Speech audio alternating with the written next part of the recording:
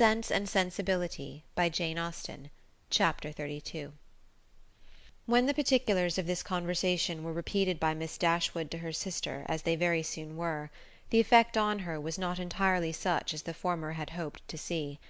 Not that Marianne appeared to distrust the truth of any part of it, for she listened to it all with the most steady and submissive attention, made neither objection nor remark, attempted no vindication of Willoughby, and seemed to show by her tears that she felt it to be impossible.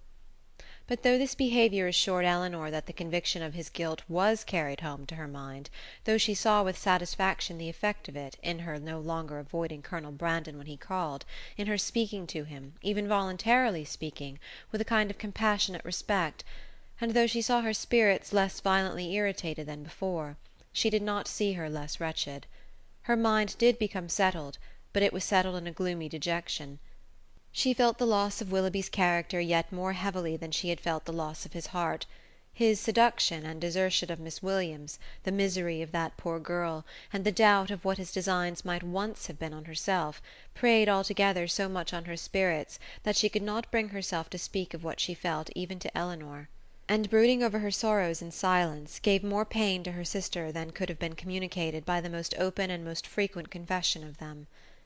To give the feelings or the language of Mrs. Dashwood on receiving and answering Elinor's letter would be only to give a repetition of what her daughters had already felt and said, of a disappointment hardly less painful than Marianne's, and an indignation even greater than Elinor's. Long letters from her, quickly succeeding each other, arrived to tell all that she suffered and thought, to express her anxious solicitude for Marianne, and entreat that she would bear up with fortitude under this misfortune. Bad indeed must be the nature of Marianne's affliction, when her mother could talk of fortitude.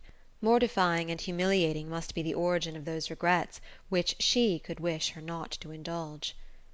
Against the interest of her own individual comfort, Mrs. Dashwood had determined that it would be better for Marianne to be anywhere at that time than at Barton, where everything within her view would be bringing back the past in the strongest and most afflicting manner, by constantly placing Willoughby before her, such as she had always seen him there. She recommended it to her daughters, therefore, by all means not to shorten their visit to Mrs. Jennings, the length of which, though never exactly fixed, had been expected by all to comprise at least 5 or 6 weeks. A variety of occupations, of objects, and of company which could not be procured at Barton, would be inevitable there, and might yet, she hoped, cheat Marianne at times into some interest beyond herself, and even into some amusement, much as the ideas of both might now be spurned by her. From all danger of seeing Willoughby again, her mother considered her to be at least equally safe in town as in the country, since his acquaintance must now be dropped by all who called themselves her friends. Design could never bring them in each other's way, negligence could never leave them exposed to a surprise, and chance had less in its favour in the crowd of London than even in the retirement of Barton, where it might force him before her while paying that visit at Allenham on his marriage, which Mrs. Dashwood, from foreseeing at first as a probable event, had brought herself to expect as a certain one. She had yet another reason for wishing her children to remain where they were. A letter from her son-in-law had told her that he and his wife were to be in town before the middle of February, and she judged it right that they should sometimes see their brother.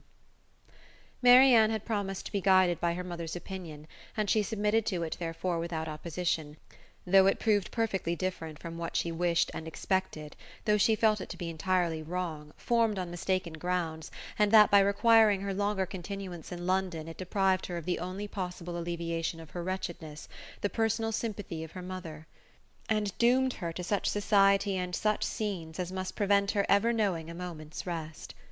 But it was a matter of great consolation to her that what brought evil to herself would bring good to her sister, and Elinor, on the other hand, suspecting that it would not be in her power to avoid Edward entirely, comforted herself by thinking that though their longer stay would therefore militate against her own happiness, it would be better for Marianne than an immediate return into Devonshire. Her carefulness in guarding her sister from ever hearing Willoughby's name mentioned was not thrown away.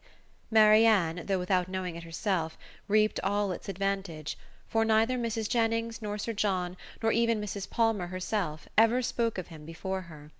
Elinor wished that the same forbearance could have extended toward herself, but that was impossible, and she was obliged to listen day after day to the indignation of them all.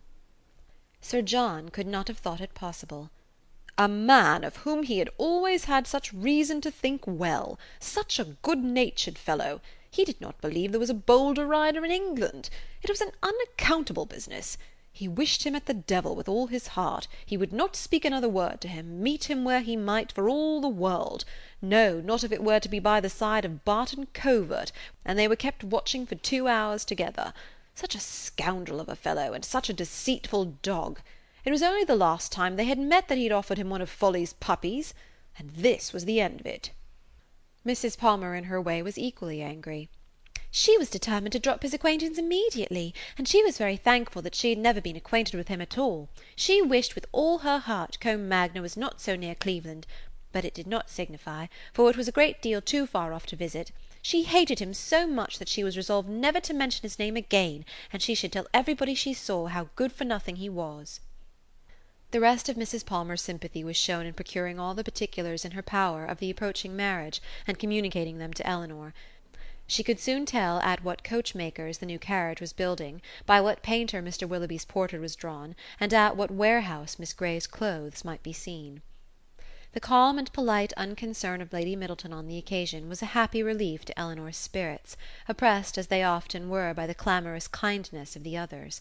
It was a great comfort to her to be sure of exciting no interest in one person at least among their circle of friends, a great comfort to know that there was one who would meet her without feeling any curiosity after particulars, or any anxiety for her sister's health.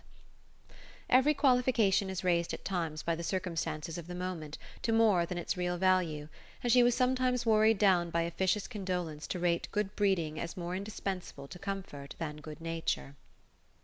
Lady Middleton expressed her sense of the affair about once a day, or twice, if the subject occurred very often, by saying, "It is very shocking indeed," and by the means of this continual though gentle vent was able not only to see the Miss Dashwoods from the first without the smallest emotion, but very soon to see them without recollecting a word of the matter.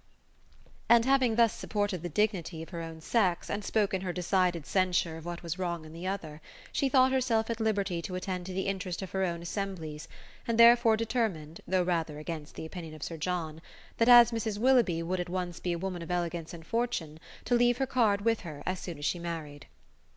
Colonel Brandon's delicate unobtrusive enquiries were never unwelcome to Miss Dashwood.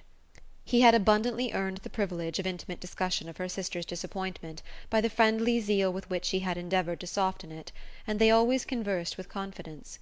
His chief reward for the painful exertion of disclosing past sorrows and present humiliations was given in the pitying eye with which Marianne sometimes observed him, and the gentleness of her voice whenever, though it did not often happen, she was obliged, or could oblige herself to speak to him.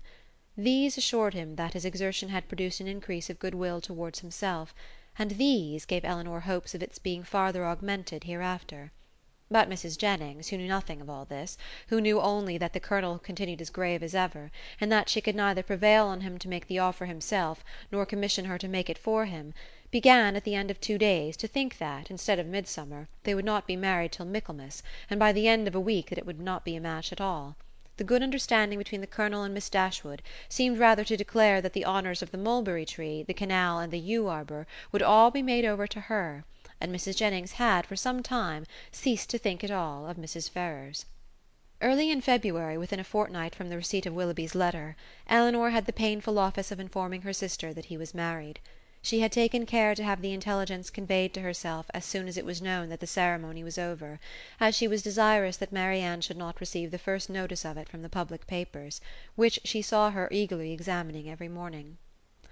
She received the news with resolute composure, made no observation on it, and at first shed no tears, but after a short time they would burst out, and for the rest of the day she was in a state hardly less pitiable than when she first learnt to expect the event.